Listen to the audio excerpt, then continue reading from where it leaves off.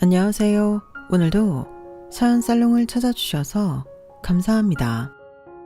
저는 일산에서 신혼생활을 하다 현재는 서울에서 지내고 있는 30대 여성입니다. 저는 결혼생활 2년 만에 극적으로 남편과 설득 끝에 합의 이혼하고 자유의 몸이 되었어요.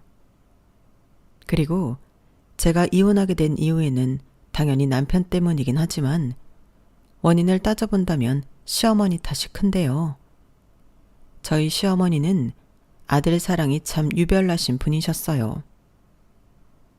세상의 부모들이라면 당연히 자기 자식이 제일 귀하실 텐데 내 자식이 귀하다고 남의 자식은 안 귀한 게 아니잖아요.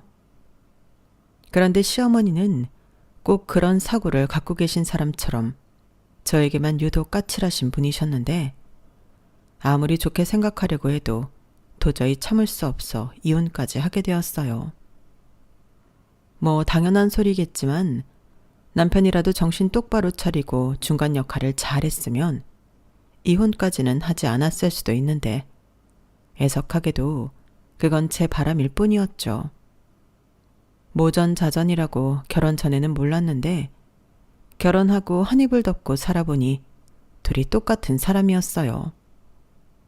그리고 제 입장에서 가장 짜증나는 게 있었는데 둘 다 나는 하기 싫고 제 손을 빌어 혹은 제 돈을 이용해서 자기들한테 좋은 일을 하고 싶어 했죠.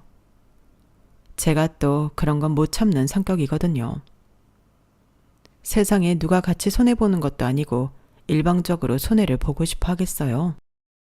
그런데 남편과 시어머니는 그걸 며느리 도리 혹은 효도라고 말하며 거의 일방적으로 부인 덕, 며느리 덕을 보려고 했던 사람들이었는데요. 그건 저라는 사람을 너무 만만하게 본 거죠. 아니면 저를 감사하게도 착하게 봤던 것 같은데 유감스럽게도 저는 그런 사람이 아니거든요. 당하면 똑같이 갚아줘야 성미가 풀리고 자기 잘못을 모르는 뻔뻔한 인간을 보면 꼭 지 잘못을 깨닫게 해줘야 두 다리 쭉 뻗고 잠을 잘 수가 있었는데 하필이면 결혼 생활이 그 모양이 될 줄은 상상도 하지 못했어요. 그리고 시어머니야 잘못된 모정에 삐뚤어졌다고 쳐도 남편까지 그런 말도 안 되는 억지를 부릴 줄은 꿈에도 몰랐는데 어쩌겠어요? 받았으니 돌려줄 수밖에요. 그래서 똑같은 방법으로 이혼하고 현재는 새로운 삶을 살고 있는데 지금부터 그 이야기를 여러분들에게 들려드릴까 합니다. 저랑 남편은 처음 지인의 소개로 만나게 되었어요. 나이 차이는 궁합도 보지 않는다는 4살 차이였는데 저희는 처음 만났을 때도 어색한 건 하나도 없이 금방 친해질 수 있었어요. 저도 별로 낯을 가리지 않는 성격인데 남편 역시 구김살 하나 없이 처음 보는 제 앞에서도 말을 잘했는데 지금 생각해보면 어떤 설레임보다는 친숙함으로 다가왔던 것 같아요. 그리고 전화통화를 하게 되면 1시간은 기본이었는데 둘 다 30대의 나이였던 터라 곧바로 좋은 마음으로 만남을 시작하게 되었어요. 연인 사이가 된 이후에도 저희는 마치 한 5, 6년 연애를 한 사람들처럼 자연스러웠는데 그래서 잘 모르는 사람들은 저희가 만난 지 오래되었다고 생각하더라고요. 그만큼 서로 죽이 참 잘 맞아 데이트는 늘 즐거웠고 그렇게 2년 3개월 조금 넘긴 뒤에 누가 먼저랄 것도 없이 결혼 생각을 하게 되었어요. 왜 그 즈음에 나이가 되면 친구들도 동료들도 하나둘 시집장가를 가잖아요. 그러니 우리도 거기에 휩쓸리지 않을 수가 없었죠. 무엇보다 그때는 저나 그 남자도 결혼하면 그 누구보다 우리가 제일 잘 살 것만 같았는데 자만심이라고 해도 어쩔 수 없지만 자신이 있었어요. 그래서 낯간지러운 프로포즈 이벤트는 없었지만 우리는 결혼을 약속하게 되었는데요. 둘 다 모은 돈을 오픈하니 고만고만 한 것 같아 대세에 맞춰 반반 결혼을 하기로 했어요. 그리고 양가에 인사를 가게 되었고 그때 처음 시어머니를 뵙게 되었는데요. 시어머니의 첫인상은 그냥 전형적인 어머니상이었죠.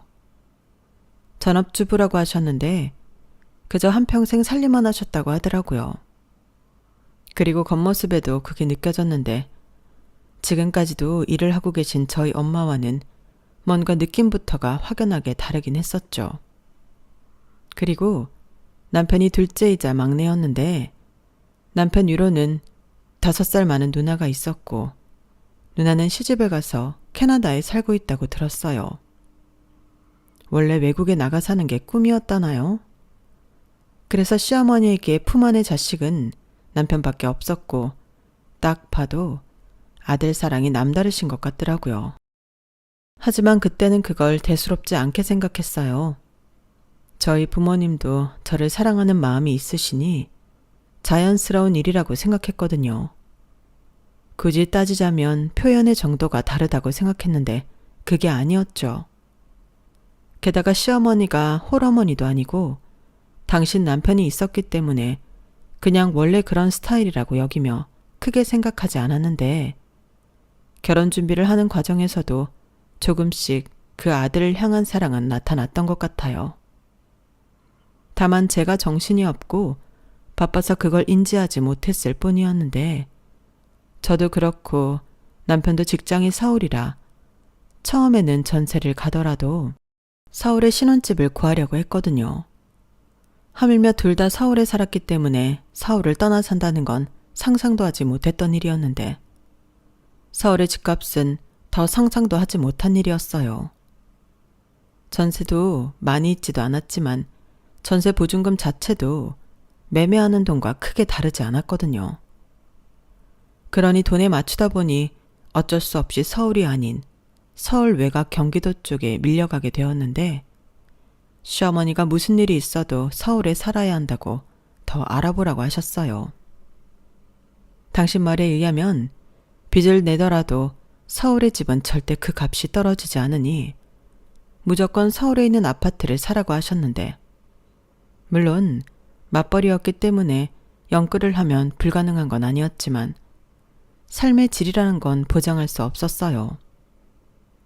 벌어서 집 대출 갚는데 거진 다 쓰고 공과금 내고 생활비 쓰면 여유 자금은 꿈도 꾸지 못할 것 같았거든요.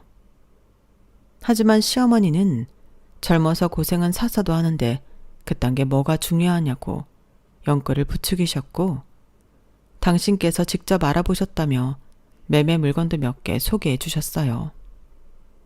그리고 남편도 가급적이면 서울이 좋지 않겠냐며 집을 살 거면 영끌을 하더라도 서울집을 사자고 했는데 돈 자체도 차이가 많이 나고 무엇보다 서울 집보다 훨씬 싼 가격의 아파트인데 평수도 집 컨디션도 너무 차이가 나서 일산의 30평대 아파트를 대출을 조금 끼고 구입하게 되었어요. 솔직히 일산 집도 아주 싸다고는 할 수 없었는데 제 딴에는 동네의 인프라와 환경 같은 걸 따져서 고른 집이었어요. 근처에 버스 정류장은 물론이고 바로 앞에 지하철역이 있었는데 그러니 저희 두 사람의 출퇴근도 용이했죠. 물론 시간 자체는 30분 정도 늘어났지만 저희는 충분히 그 정도는 감수할 수 있었거든요. 게다가 저희 두 사람의 회사가 있는 지하철역까지 환승할 필요도 없었는데 이만하면 어지간한 서울의 아파트 못지않게 장점이라고 생각했어요. 그리고 자차로 움직일 때 역시 고속도로 진입하기도 어렵지 않았는데 근처에 어린이집, 유치원, 초중고까지 조금씩만 움직이면 다 있어서 얼마나 살지는 모르겠지만 아이를 낳는다고 해도 여러모로 빠지지 않았어요. 여차해서 집을 판다고 해도 손해는 보지 않을 거라고 확신했거든요. 그래서 저는 남편을 설득해 그 집을 매매하게 되었는데 그때는 잘 캐치하지 못했지만 시어머니의 아쉬움이 컸던 것 같아요. 그도 그럴 게 이건 나중에 안 사실이지만 시어머님이 추천한 매물들이 전부 시어머니 집과 그다지 멀지 않은 곳들이었는데요. 아마도 저희들을 당신과 멀지 않은 곳에서 살게 하고 싶으셨나 보더라고요. 그런데 일산으로 가게 되었으니 당신 생각에 엄청 멀리 떨어졌다고 생각하셨는데 제가 일부러 노린 것이 아니었지만 어쩌다 보니 천만다행인 일이 되었죠. 그래서인지 결혼하고 반년 정도는 저희 집에 오시지도 않고 방해 없이 달콤한 신혼생활을 즐길 수 있었는데요. 도저히 시어머니 입장에서는 안 되겠는지 한 번은 택시를 타고 저희 집에 놀러를 오셨어요. 그러시면서 아우 우리 이쁜 며느리 보러 왔지? 라고 마음에도 없는 거짓말을 하셨는데 막말로 시어머니가 왜 저를 보러 저희 집에 오셨겠어요? 당연히 당신 아들 보시러 오셨겠죠. 그래도 저 기분 상할까 싶어 하신 선의의 거짓말이니 저도 웃으며 속아드렸는데요. 문제는 살림만 하셔서 그런지 저희 집 상태가 눈에 거슬리셨나 봐요. 여기 바닥에 걸레질 안 하니? 마루가 얼룩덜룩 하잖아. 그리고 그 차질구레한 것들은 왜 다 나와 있는 거니? 이러면 정신이 하나도 없지. 어머, 이 컵 좀 봐. 이 안에 잘 닦은 거야? 여기 뭘 먹었는지 검은 게 묻어있다. 니들 아무리 신혼이라고 해도 그렇지 집에 신경 좀 써라. 이렇게 잔소리를 하시기 시작했는데 말씀은 니들이라고 하셨지만 저를 보고 하셨어요. 젊은 부부들이 그렇겠지만 저희 집도 남편과 제가 집안일을 같이 하거든요. 그리고 자연스럽게 제가 밥을 하면 남편이 설거지하고 제가 빨래를 하면 남편이 청소기를 돌리고 밀대로 걸레질을 하는데 시어머님이 지적하신 것들은 전부 남편이 한 것들이었어요. 그런데 제가 제대로 못했다는 듯 시어머니에게 혼이 나니 저는 자연스럽게 남편에게 눈을 흘겼는데요. 마침 그걸 또 시어머니에게 들켜서 저 혼자 뜨끔했어요. 그리고 제가 화장실을 다녀오는 사이 냉장고를 벌컥 여섰는데 그땐 얼마나 당황했는지 몰라요. 어머 이게 뭐야? 뭐 전부 인스턴트야? 그리고 반찬 가게에서 반찬 사 먹니? 그러면 여기에 예쁘게 덜어서 먹어야지. 이렇게 플라스틱 용기에 그대로 두면 어떡해? 너 시집 왔으면 살림해야 하는 건데 이렇게 몸에 안 좋은 것들만 내 아들 먹이고 있었니? 시어머니는 그때부턴 아예 대놓고 저에게 화를 내시는 듯 무서운 눈으로 저를 쳐다보셨어요. 그러니까 이쁜 며느리를 보시러 온 게 아니라 며느리를 잡으러 오신 거죠. 엄마 그만해. 무슨 사감 선생님도 아니고 우리도 바빠서 그러지. 그리고 냉장고는 우리 둘 다 집에서 거의 밥을 안 먹어서 그래. 왜 집에서 밥을 안 먹어? 그럼 니들은 계속 밖에서 사 먹었다는 거야? 회사가 바쁘면 저녁도 먹고 야근도 하지. 그리고 이 근처에 먹을 데도 많아서 그냥 둘 다 힘들면 나가서 한 끼 사 먹고 오고 그래.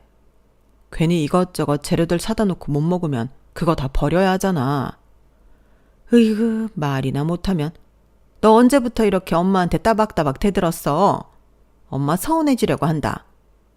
너 혹시 우리 아들 잡고 사니? 아니요. 어머니도 참 저 전혀 그렇지 않아요. 그냥 둘 다 일하니까 집안일은 같이 하거든요. 제가 할 줄 아는 게 많이 없어서 그런 건데 차근차근 배울게요. 저 요리하는 거 싫어하지 않아요. 어제도 저희 장 봐서 떡볶이 해 먹었는걸요. 뭐? 떡볶이? 너는 떡볶이가 밥이니? 아, 장가 가기 전에는 맨날 내가 갓 지은 밥에 갓 끓인 국에 영양 밸런스 다 맞춰서 먹였는데 이러면 안 돼. 죄송해요. 앞으로는 신경 쓸게요. 그래. 그리고 네가 아까 둘 다 일하니까 집안일도 같이 한다고 했나? 예, 그거 아니야. 남자가 무슨 살림을 하니? 네 거 전부 네 살림인데 네가 해야지. 재밌지 마. 힘들어도 해야 늘어, 우리 며느리. 내가 무슨 말 하는지 이해했지? 저는 시어머니의 말에 표정 관리가 되지 않았어요. 시어머니의 말은 제 살림이니 남편한테 시키지 말라는 뜻이잖아요. 그리고 그걸 이해했냐고 확인사살까지 하시니 네라고 할 수도 아니요라고 할 수도 없어서 애를 먹었어요. 그러자 그때는 남편이 나서서 이제 그만하고 나가서 맛있는 거나 먹자고 화제를 돌렸는데 시어머니는 아들이 하는 말이라 그런지 금방 얼굴 색을 바꾸고 당신 아들 팔짱 낀 채 저희 아파트 단지를 나서셨어요. 그러자 남편이 근처 구경도 시켜드리고 뭐 드시고 싶냐고 물으며 시어머니를 챙겼는데 그 두 사람을 따라가는 저는 무슨 무술이도 아니고 기분이 묘하더군요. 그럴 거면 둘이 나가서 먹고 저는 집에서 라면이나 끓여 먹으면 딱 좋겠다 싶었어요. 하지만 시어머니가 모처럼 일산까지 오셨는데 그럴 수는 없었고 맨날 먹는 한식은 싫다고 하셔서 샤브샤브 집으로 가게 되었어요. 그런데 샤브샤브 집이 뷔페식이었거든요. 자기가 원하는 재료를 가져다 자유롭게 만들어 먹는 그런 시스템이요. 그런데 그렇게 살림을 잘하신다는 시어머니는 손 하나 까딱하지 않으셨고 저만 자리에 엉덩이도 못 붙이게 이거 가져와라 저거 가져와라 하시며 입으로 모든 걸 해결하셨어요. 한 번에 시켜도 되는 건데 일부러 나눠서 시키시는 것 같더라고요. 그리고 자기들은 연신 먹기 바빴는데 내가 왜 밖에 나와서 밥을 먹으면서 이렇게 바빠야 하나 짜증이 났어요. 그래서 어느 순간부터는 자기야 나도 좀 먹자. 이제부터는 자기가 좀 움직여. 하고 저도 먹기 시작했는데요. 그때 시어머니가 저를 찌릿하고 노려보셨어요. 하지만 사람 많은 곳에서 차마 싫은 소리는 못 하시겠는지 하시며 헛기침을 하셨는데 제가 눈치가 없는 게 아니라서 알았지만 모른 척 시치미를 뗐어요. 그러지 않고서는 기껏 나와서 외식했는데 저는 이따 정말로 라면을 끓여 먹어야 했거든요. 그러니 차마 그런 열받는 일을 만들고 싶지 않아 시어머니를 시킬 수 없어 남편을 시킨 건데 아마도 시어머니는 그런 제가 못마땅하셨겠죠. 그래도 그땐 어쩔 수 없다고 생각했어요. 첫 단추를 잘 끼워야 나중이 편하다는 조언을 자주 들었거든요. 괜히 착한 며느리 되려다 호구 잡힌다고 끝까지 그럴 수 없으면 차라리 있는 모습을 그냥 다 보여주라고 했는데 저도 그 말이 맞다고 생각했어요. 그래서 처음 몇 번은 뜨아해도 전부 과정이라고 여기며 넘겼는데 시어머니는 그렇지 않으셨나 봅니다. 어떻게 하든 저를 꺾어 자기 구미에 맞게 만들고 싶으셨나 본데 그러니 그때부터는 시어머니와 제 사이에 기싸움이 시작되었죠.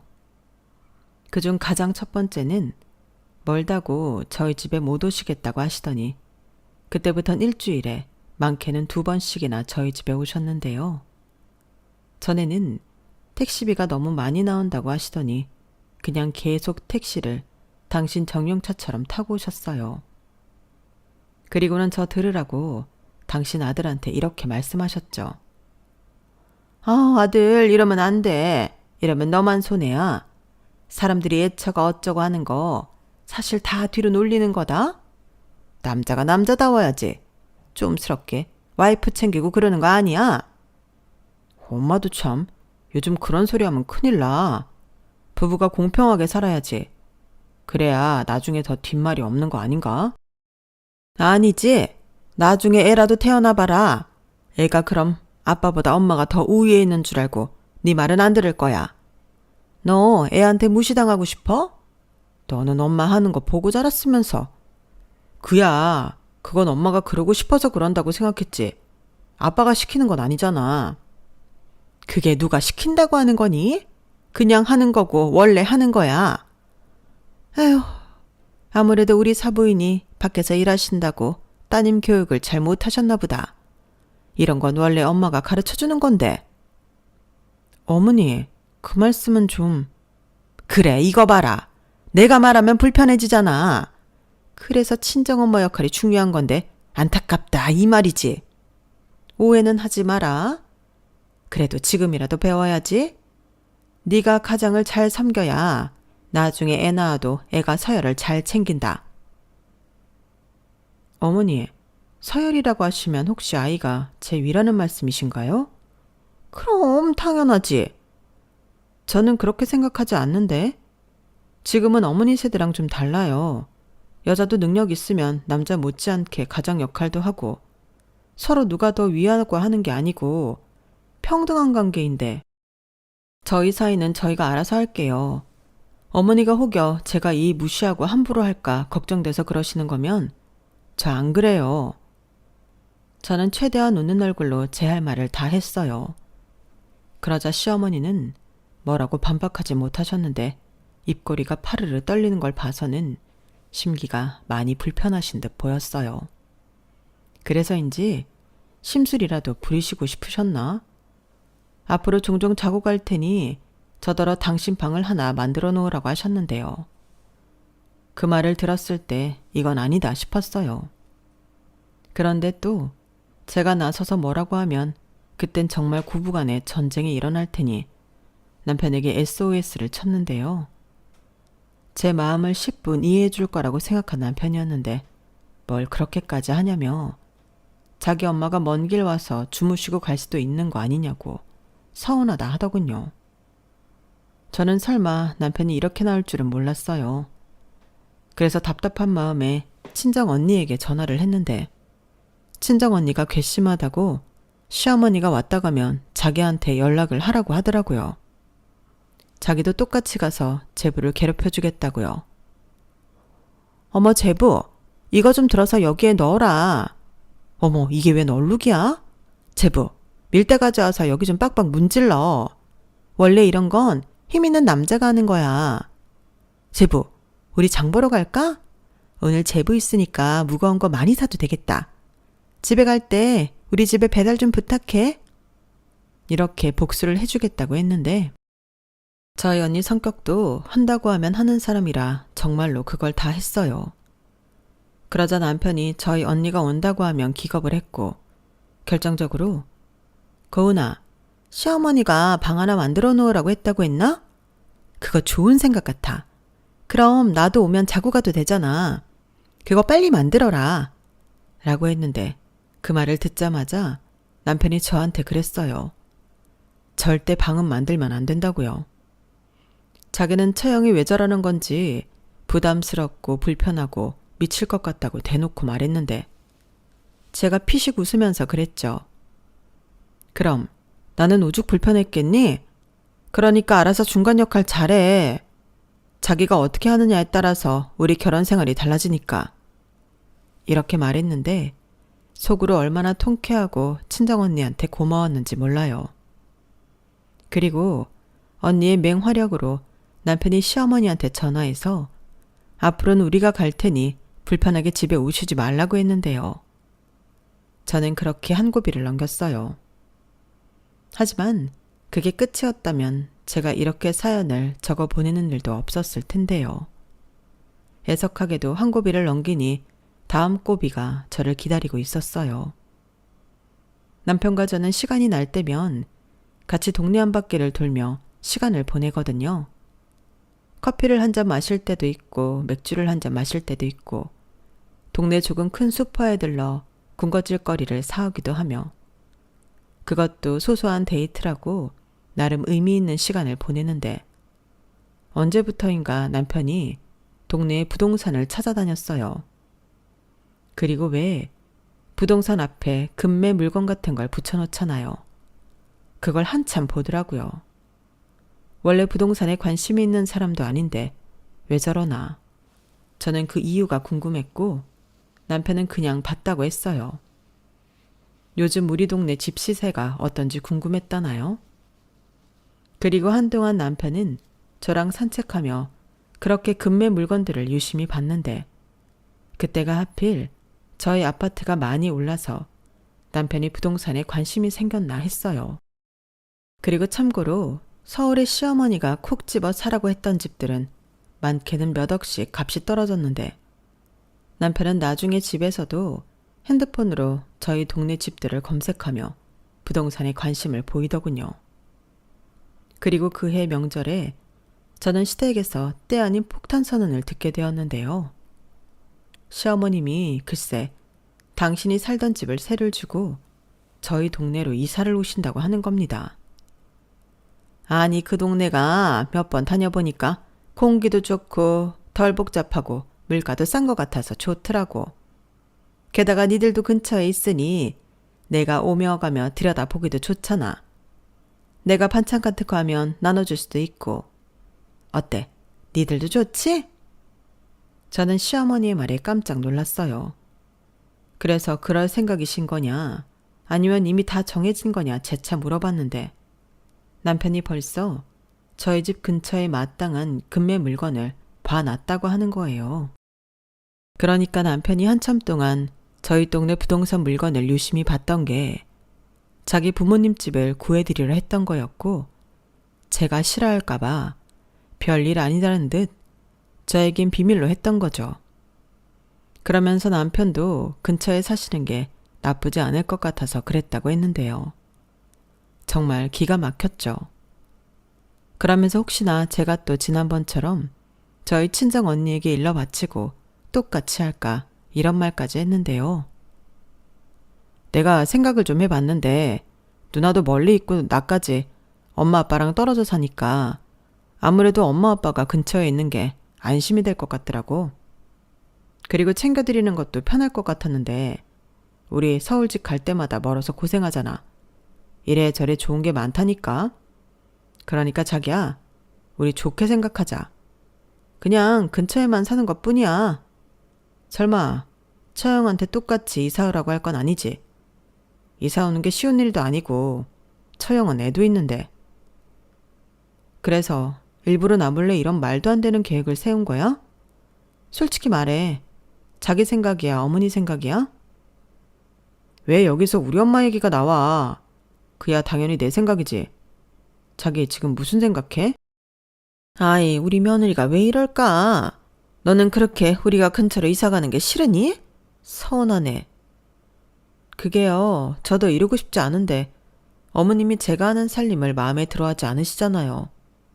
무조건 남편만 섬기라고 하시고. 그야, 그게 맞으니까 그런 거지.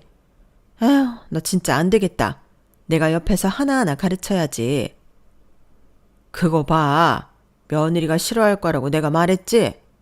지금이라도 취소할 수 있으면. 무슨 소리야.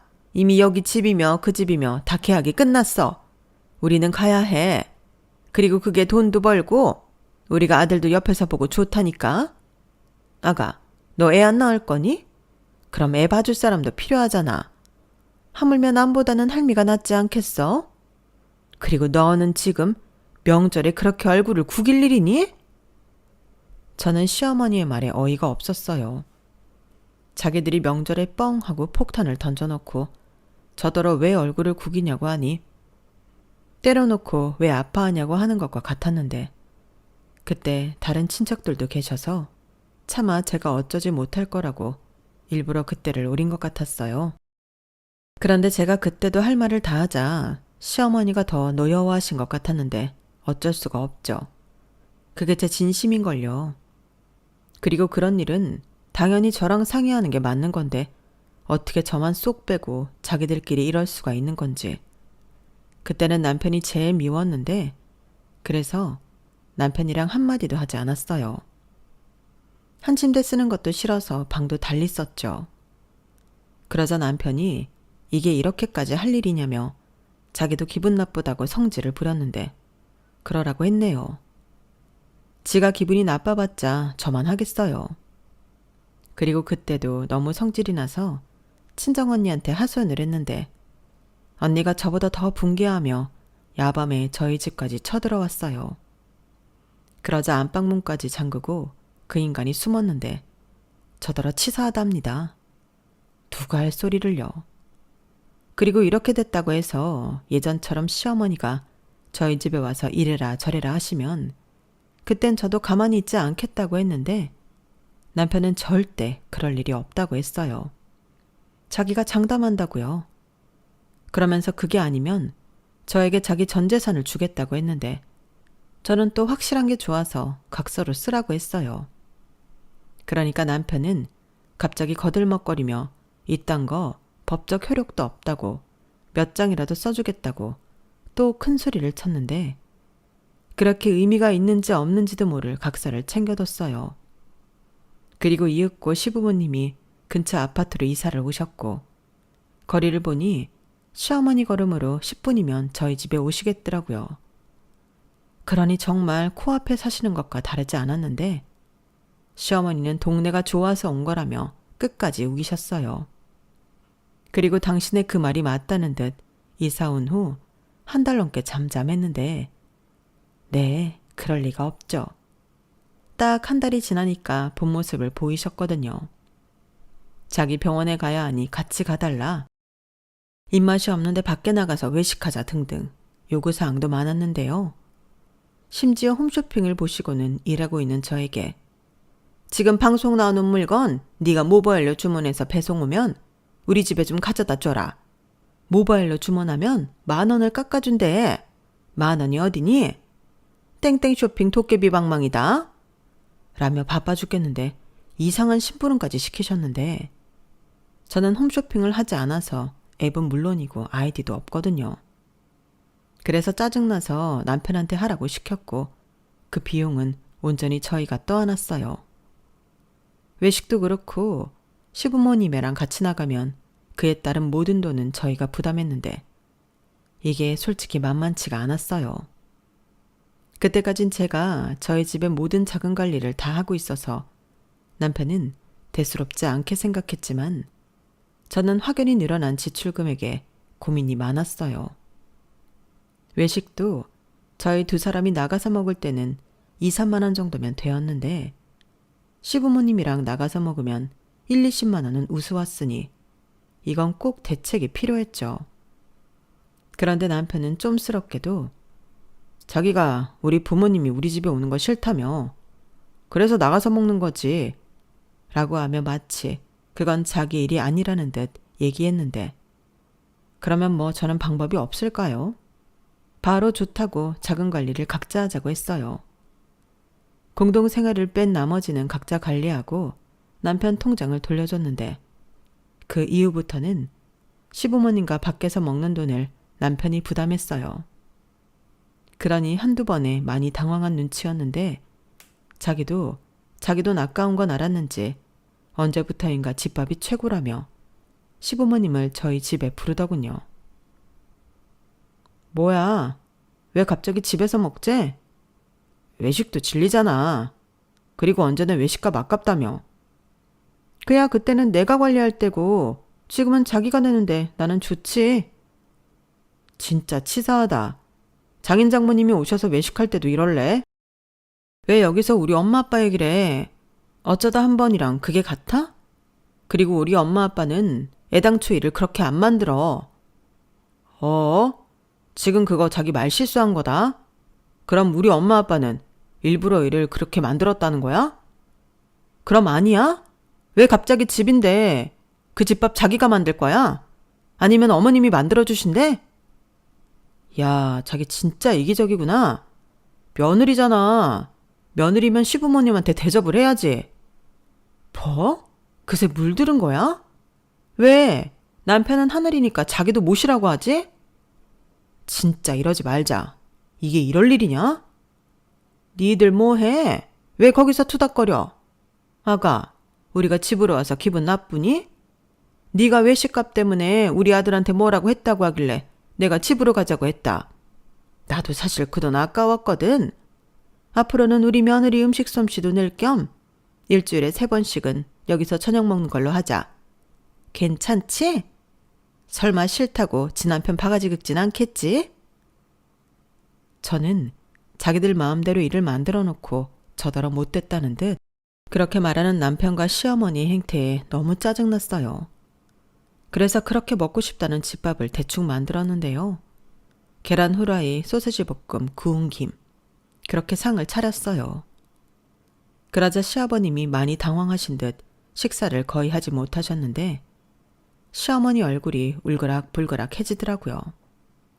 그런데 제가 할 줄 아는 게 정말 없었기 때문에 그것도 나름 신경 쓴 상차림이었는데 남편은 제가 일부러 그랬다며 예의가 없다고 저를 비난했어요.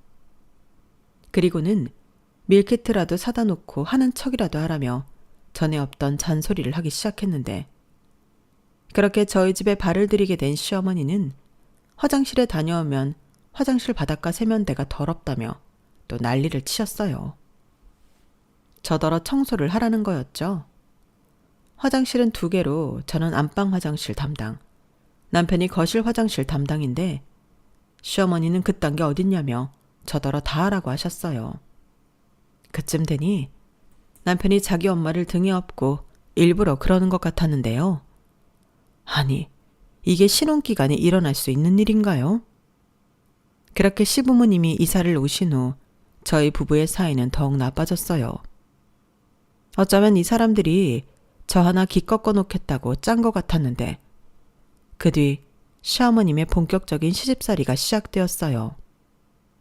살림을 가르쳐 주시겠다고 나중엔 매일 오셨는데 사람을 어찌나 달달 볶는지 없던 화병도 생길 것 같더라고요. 제가 또 이의 없이 혼나고 비난당하는 거 못 참거든요. 그래서 친정엄마랑도 엄청 싸웠는데 시어머니라고 참겠어요? 그런데 남편은 당연히 참아야 하는 거 아니냐며 자기 엄마 편을 들었고 저는 이렇게 시집살이 하면서는 못 살겠다. 이러면 나한테 전 재산 주겠다고 각서 쓰지 않았냐. 따지니 남편이 한 말이 명언이었어요. 자기 엄마는 저희 집에 살지 않으니 시집살이가 아니라고 했거든요.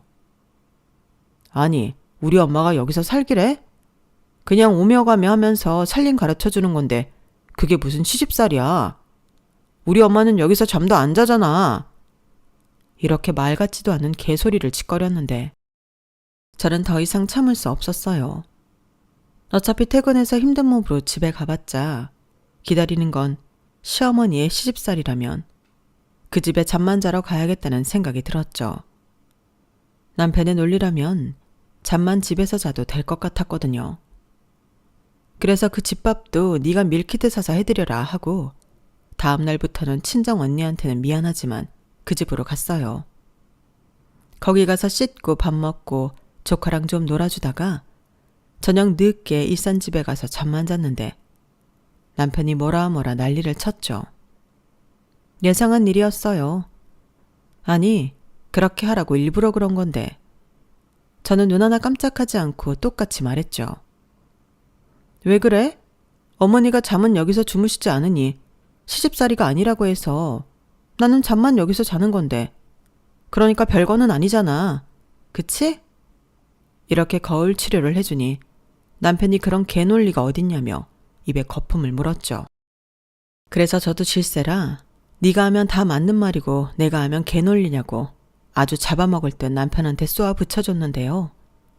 그러자 남편은 그럼 여태 어디가 있었냐고 저더러 바람이라도 났냐고 물어보는데 저는 그 자리에서 친정 언니에게 전화를 걸었어요. 이 인간이 나더러 어디서 뭐하다 왔냐고 바람났냐고 하는데 말 좀 해달라고 스피커폰이라고 알려주니 저희 언니가 카랑카랑한 목소리로 제부, 내 말 듣고 있어? 하고 남편을 쳤더니 아주 쌍욕을 1, 2분가량 랩처럼 쏟아냈어요. 그러니 남편 얼굴이 불타는 고구마처럼 터지기 일보 직전이 되었는데 남편이 먼저 이렇게는 못 살겠다고 하더라고요. 그래서 너도 그러냐? 나도 그렇다. 그럼 우리 이참에 이혼이라도 하겠냐고 제가 물으니 남편이 아주 기가 막혀 했는데 돌연 갑자기 저한테 너는 어떻게 그런 소리를 쉽게 하냐고 따지더군요. 자기가 먼저 저랑 못 살겠다고 했는데 왜 저한테 그런 소리를 하는 건지. 그리고 지도 양심이 있으면 저한테 한 짓을 생각이라도 하는 척은 해봐야 하는 거 아닌가요? 그런 생각까지 하게 된 저는 너무 억울했어요. 그래서 이대로는 도저히 넘어가고 싶지 않았는데 그래서 그때부터는 네가 이기나 내가 이기나 심리전에 들어갔죠. 그리고 저는 그 이후에도 잠만 집에서 잘 뿐 모든 시간은 친정 언니 집에서 보냈는데요. 언니와 형부에겐 민폐를 끼치는 것 같아 미안하긴 했지만 저도 달리 다른 방법이 없었어요. 다행히 저희 친정 언니는 제 말을 듣고 이왕 한번 시작했으니 끝을 보라고 도와주겠다고 했는데 그렇게 일주일 정도 지나니 어느 순간부터 집안의 모습이 달라져 있더라고요. 한마디로 시어머니의 흔적이 저희 집에서 사라졌는데요. 쓰레기통이나 재활용 쓰레기에 라면 봉투나 배달 용기들이 들어있는 걸 보아 남편이 집에서 혼자 식사를 해결한다는 걸 알게 되었어요. 그리고 남편이 저에게 시어머님이 제가 집에 없으니까 저희 집에 오지 않겠다고 하셨다는데 차마 당신 아들이 차려주는 밥을 먹을 수는 없던 시어머니가 제가 없는 동안 저희 집에서 밥 담당을 했었나 보더라고요. 그런데 생각해보니 이게 지금 멀쩡히 자기 집 두고 뭐하는 짓인가 싶었고, 남편더러 자기가 졌다며 저더러 그만하라고 했다는데 남편은 꼴에 자존심이 상해 저한테 그 말을 하지 못했다고 합니다. 그러면서 다 이겨먹으니까 좋냐며 또 시비를 거는데 진짜 기분이 더러웠어요. 자기들이 먼저 시작한 일이었는데 왜 저한테 좋냐 마냐며 시비를 거는 건지 내가 그렇게 만만해 보였나? 이 일이 지나가면 다음에 또 어떤 걸로 제 속을 뒤집어 놓을까 별의별 생각이 다 들었는데, 그러면서 제 안에는 한 가지 답만 정해져 있었어요. 2년을 사나 20년을 사나 이렇게 계속 저 하나를 찾겠다고 저 못난 모자지간이 덤비면 답은 이혼밖에 없다는 거였어요. 그럼 한 살이라도 젊을 때 하는 게 맞다는 생각에 이르렀고, 저는 남편에게 진지하게 갈라서자는 말을 건넸어요. 그러자 남편은 이혼이 그렇게 쉬운 거냐며 노발대발하기 시작했고, 그러게 왜 가만히 있는 사람을 계속 건드리면서 너랑 너희 가족 발밑에 두려고 했냐 따지니 남편은 어이가 없다며 원래 그게 맞는 거라는 헛소리를 했어요. 아무리 잘난 여자도 시집을 갔으면 그렇게 사는 게 맞다고 하더라고요. 정말 그 말까지 듣는데 하루라도 빨리 이혼해야겠다는 생각밖에는 들지 않았는데, 그럼 그런 여자 만나서 재혼하라고 해줬네요. 그러자 자기는 얼마든지 새장가 갈 수 있다며 이혼녀 된 이후 생각은 안 하냐며 저를 뭘 모르는 여자 취급을 했는데, 그건 제가 알아서 하겠다고 했어요. 솔직히 요즘 세상에 저런 생각을 갖고 있다는 것도 특이하지만 이혼했다고 여자가 손해보는 세상도 아니잖아요. 그런데 남편은 마치 이혼하면 여자가 훨씬 불이익을 받는다는 듯이 말을 했는데, 저는 더 보란 듯이 이혼해서 잘 살고 싶었어요. 그리고 자기는 얼마든지 새장가 갈 수 있다고 큰 소리 쳤지만 요즘 여자들이 그렇게 바보들은 아니잖아요. 그런 생각을 가진 남편이나 아들 장가 보내놓고 품에서 놓지 못해 아들 사는 동네로 이사오는 시어머니나 좋다 할 여자가 어디 있을까? 한번 당해봤으면 했는데, 저러다 남편은 시집을 왔으면 여자가 당연히 시부모님을 모시고 살아야 한다고 기야말 소리를 할 것 같았어요. 그러니 그 여자가 저는 되고 싶지 않았는데, 제가 이혼하겠다는 뜻을 굽히지 않자 남편이 살짝 주춤하더군요. 그러면서 저더러 쓸데없이 자존심 세우지 말라며 자기가 저를 생각해 기본적인 예의와 효도를 한다면 자기도 저를 위해 시부모님을 자주 집에 오지 않도록 이야기를 하겠다고 했는데요. 기가 막혔죠. 그래서 예의와 효도는 뭐냐고 물으니 저희 생활비로 외식도 가끔 하고 제가 퇴근 후 정성스럽게 시부모님을 위해 밥을 하는 거랍니다. 그러면서 뭐 별거 없잖아. 이만하면 쉽지 않아? 라고 했는데, 그 쉬운 거 너나 실컷 하라고 했어요. 그리고 그 말에 더불어 그냥 니네 부모님 매일 오시라고 해. 그리고 외식을 하든 네가 밥을 하든 정성스럽게 모셔라. 엄한 남의 집 자식한테 니네 부모 효도시키지 말라고. 라고 쐐기를 박아버렸는데요. 최대한 빨리 이혼서류 보낼 테니까 도장 찍으라고 했어요. 그러자 남편은 절대 그렇게 못한다고 했고, 그럼 네가 써준 각서대로 네 전 재산 다 가져오겠다고 했는데, 남편이 그거 법적 효력 없다며 콧방귀를 끼더군요. 그래서 친절하게 말해줬어요. 그래, 법적 효력은 없지. 근데 이혼 소송하면 이게 증거는 된대. 자필로 썼고 지장도 찍었잖아. 이 정도면 충분해. 내가 설마 안 알아봤겠어? 이렇게 말하니 남편 얼굴이 사색이 되었는데요. 그때부터는 모냥 빠지게 빌고 매달리고 가관도 아니었어요. 그 꼬라지를 보니 더 정이 떨어졌는데 한시라도 빨리 저 인간이랑 법적으로 남남이 되고 싶더라고요. 그리고 잠시 고민을 하긴 했지만 네가 나가라 내가 나간다 하는 것도 싫어 제가 짐을 싸서 나갔는데 다른 분들은 왜 네가 나가냐고 하실 수 있지만 가까운 거리에 시부모님이 살고 있으니 그 동네에 있고 싶지 않았어요. 막말로 남편을 쫓아낸다고 하면 남편은 자기 부모님 집으로 갈 거잖아요. 그러면 계속 한 동네에 있어야 하는 거고, 그럴 바에는 호텔에 가 있겠다는 생각이 들었는데 친정언니가 무슨 호텔이냐며 돈이 썩어나냐고 자기 집에 오라고 하더군요. 저는 그렇게 잠깐이었지만 친정언니 집에 얹혀 살았어요. 그리고 정말로 전 재산을 뺏길 수도 있다는 생각에 겁이 났는지 남편이 합의 이혼 서류에 신속하게 도장을 찍었는데 그때 시어머니가 저에게 연락을 하셨어요. 자기 죽으면 자기 서울 집이며 재산들 전부 줄 테니 저더러 이혼하지 말고 자기 아들이랑 살라고 하시더라고요. 요즘처럼 유병장수 시대에 그런 말은 믿을 수 없다고 말씀드렸어요. 애당초 그 재산에 욕심 같은 건 없었기에 더 자신 있게 그런 말을 할 수 있었는데 막말로 시어머니가 언제 돌아가실 줄 알고 그런 약속을 하겠어요. 그럼 제가 남편이랑 살면서 시부모님 언제 돌아가시나 그 궁리만 하고 살라고요? 저는 그러고 싶진 않았어요.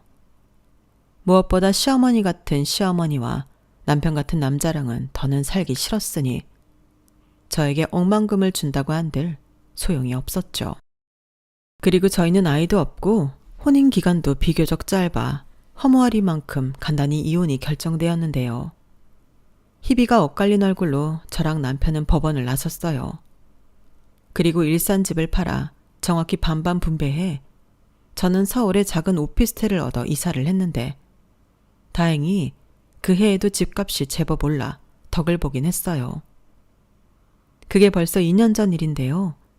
지금은 새로운 연애도 다시 시작했고 승진도 해서 전과는 비교도 할 수 없을 만큼 행복한 시간을 보내고 있답니다. 지금 만나고 있는 남자는 제가 이혼했다는 사실도 알면서 제가 좋다고 1년 넘게 쫓아다닌 사람이었어요. 물론 전 남편한테 크게 대었기 때문에 결혼 같은 건 생각하진 않고 있는데 사람 일은 또 모르는 거죠. 다만 그저 저의 가치를 알아주는 이 남자와 지금은 많이 행복한 연애를 할 생각인데요. 솔직히 결혼은 당분간은 하고 싶지 않아요. 과연 그 생각이 언제까지 유효할지 알 수는 없지만 확실한 건 전 남편이 했던 말과 다르게 저는 이혼녀가 되었어도 여전히 잘 나가고 잘 산다는 겁니다. 그 인간은 저랑 이혼하고 그저 그렇게 산다고 하더라고요.